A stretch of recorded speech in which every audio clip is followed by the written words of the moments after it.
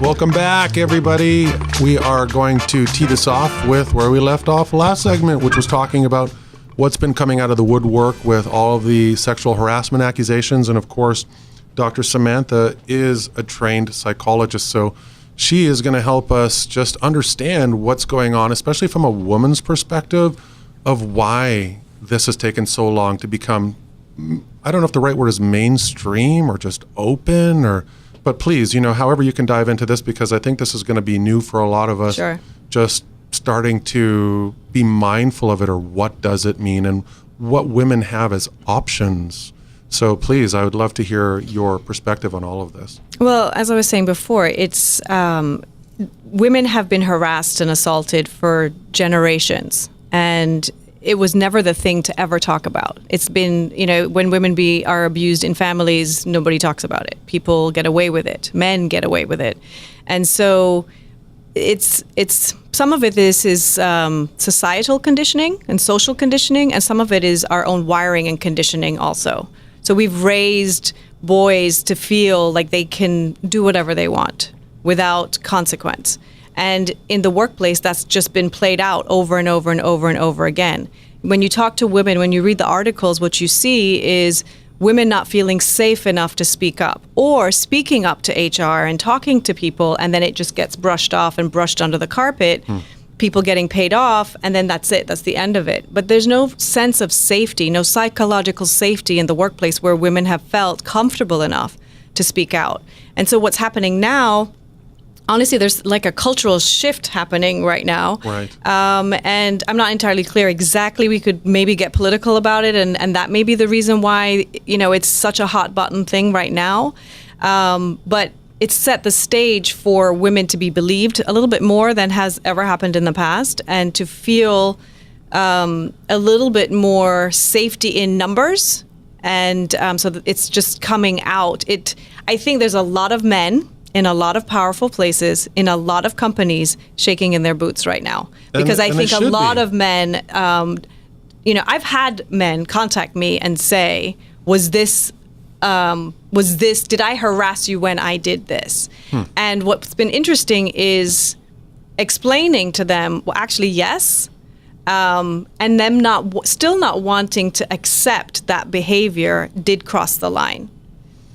And off air before the show started, I was mentioning to you what I saw on Friday night, just with teenagers, amongst themselves, from a young teenage boy poking a woman in the chest area and laughing about it. And she didn't react, I don't know, of course, what was going on internally, but just thinking to myself, you don't have permission to do those things, right. But yet, what do you find maybe in cultural society that gives young men to grow up to be, men in society that right? Well, let me give you an example. Years and years and years ago, when I was younger, I used to live in the D.C. area. And when I would go out socially and go to clubs and so on, I would often have men come and touch me and put their hands on me. And I would get so angry and turn around and say, what are you doing? Right. I don't know you. You don't have permission to touch me. And they would get so mad and say that I was being the B word because I didn't think it was okay for them in this social setting to put their hands on me. But somehow they were conditioned to think if you showed up at this place, you were allowed to do that. Absolutely. Because apparently they've seen other people do it, or they've got away with it in the past. Correct. And they hadn't had somebody that either was offended or didn't want to speak out. And I think it's more that didn't want to speak out. Yeah. I think women have felt like this is their role in life. They just have to accept it. And I've never been one to think that my personal space is an invitation to anybody to put their hands on me without my permission. Even, and I talk about this with people too, even hugging. A lot of people are big huggers and they want to hug everybody, but not everybody wants a hug. And so when you're crossing into somebody else's personal space, you might want to be invited. So what would you suggest to a hugger like myself? Right? Ask if I can hug you? Yes. Say, okay. I'm a hugger. I'd love to give you a hug. Is that okay? Yeah. And if they say yes, awesome. And there's some personality types. And if you even notice a hesitation, that's good. That should be hey, it's okay. Yep. Right? Shake your hand. Right. Yeah. Exactly. Yep. And I think that's where a lot of men, we miss some of those signs. Yes. But I think if you ask, Yes. And if that person even hesitates, you should know you shouldn't be hugging Correct. that person. And right? again, sometimes it's, people have different boundaries, and different personality types have different degrees of comfort with touching. And so you want to be mindful of that. And just because you have a more loose boundary with physical contact doesn't mean that somebody else is okay with it. And I think all people really just want to be respected. Yeah, and to agreed. the extent that you respect that person's boundaries and their limits with physical touching, I think it adds to whatever connection you could possibly have with that person. So this is all based on conditioning, Correct. right? From where we just think we have permission. So what would you suggest, for some of the listeners that are here, just to think in their own minds before they do something, so we don't just go to general societal conditioning? What should people be thinking? In terms of what? In terms of What can I do? What's respectful? How should I approach people? So I think for men the best way I think the best barometer is if you would say it to another man is a good judge, because generally a lot of the things that men say to women are really crossing the line and inappropriate, because they would never say that to another man. I don't know. There's certain stuff. I mean, there's certain stuff. I know I would say certain stuff to a man that I wouldn't say to a woman. Right. Right. Because I think I have at least enough of that knowledge, whether it's, my wife of 30, almost 30 years, or from my mother, the upbringing I had. There's certain things I just would tell Steve and Kyle and maybe somebody else I wouldn't say. Right. Right. But I hear what you're saying. If there's something there that you wouldn't say, then you shouldn't say it at all. Right. And here, So I hear you on that. Yeah. Let me give you an example. I was co-facilitating a conversation a couple weeks ago about gender bias and women in the workplace. And this one woman said, she was up for a promotion with another woman, and the supervisor, the boss, whoever it was who was doing the interviewing, she went back and she said, what's the deal? What's the result? Like, how are things going? And he said, oh, it's down to two of you. And, but you're both so beautiful. It's really hard to make a choice. Wow. What? Yeah. he thought he was doing something positive, and that's the worst possible That's thing the you could most say. ridiculous thing to Yeah, ever it should say have to nothing to do with somebody in the beauty. workplace. Right. In the workplace, beauty has nothing to do with it. Right. Yeah. And I've had people say to me, oh, you're so attractive. You should use that to your advantage in your work. And I'm like, what? Yeah. It's supposed to be a compliment, but it isn't. And what is that supposed to mean? You can charge more money, you can get more client, and that's the thing. What is the subcontext behind all? What is that supposed to mean? Right. So, to dive into your book, the book that you wrote is Stroke It Happy. Strike it happy. Strike Yeah, It be Happy. careful what you say. Yeah, Correct be careful what me. you say. We're talking about sexual harassment there, right? And I know you didn't mean anything, Steve, because That was kind of what we would call a Freudian slip there, Yeah. Steve. Well, that's what I wrote. Oh, exactly.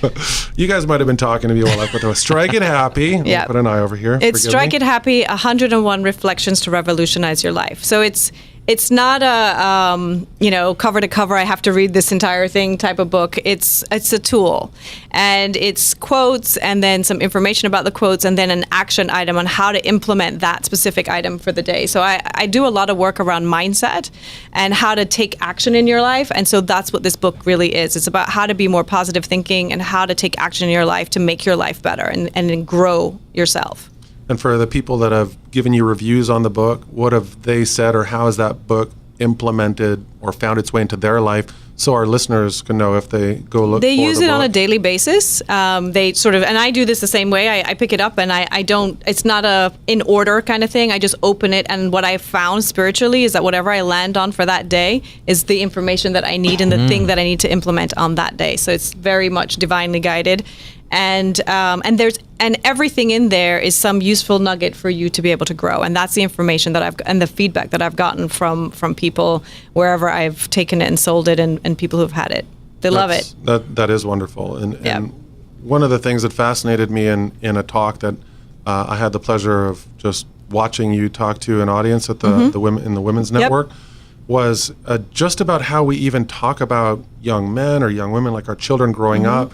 And it was like the whole reading children's books and girls getting dressed up as princesses and the boys the warrior and things like that. And, just how you're seeing the literature or what's in society as to how we're shaping ourselves. What do you see, and are you seeing a shift in a different direction as well from new literature coming out? Sure. So, the conversation is shifting. I know when my daughter was born, she'll be 11 next week, that the books that I had to read to her just made my skin crawl, because, I found it insane that we had It's all the Disney princesses. They have no goal in life other than to get married at 17. And, the men were the rescuers. They were coming in to save the day. And, that's conditioning. This is how we condition our children to be raised in particular roles in society. And in order to make shifts, we got to look at from the get-go, what are we feeding our children in their minds? And so, you have like books called like Rebel Girls and all of this. But again, I think it's good, but I also think there's a problem with that. Why should it be a rebel? Right. Why is that word even in there? Correct. And it should just be literature for children. Same thing with clothing. We have, boys have to wear this color, girls have to wear that color. The memes and messages that we have on the clothing for boys and girls is so stereotypical, and it creates the conditioning to which girls feel, well, this is okay for me to do, and boys, believe that this is what's only okay for them to do. And, we tell boys, don't cry, be a man about it. And so there's so much, emotional disconnection in how we're raising our kids, and we need to do a much better job at that. And even if girls want to participate in sports when they're younger with other boys, what are they called? They're called a tomboy. Correct. So there's just so much that goes into it. And I saw there's a video that was recently done called "Run Like a Girl." Oh, really? And it's really about, like, what does that really mean? And it's supposed to be derogatory, but why is it? Or throw like a girl. Correct. Right? And that's what the ad was all about. We can talk a little bit about that. We're going to a break right now because there is some interesting stuff. I mean, there's differences between man and women, but I think we have to be careful on how we say stuff and what we do. And that's a great, great thing. So again, you're listening to AM 1170, The Answer, and we'll be right back.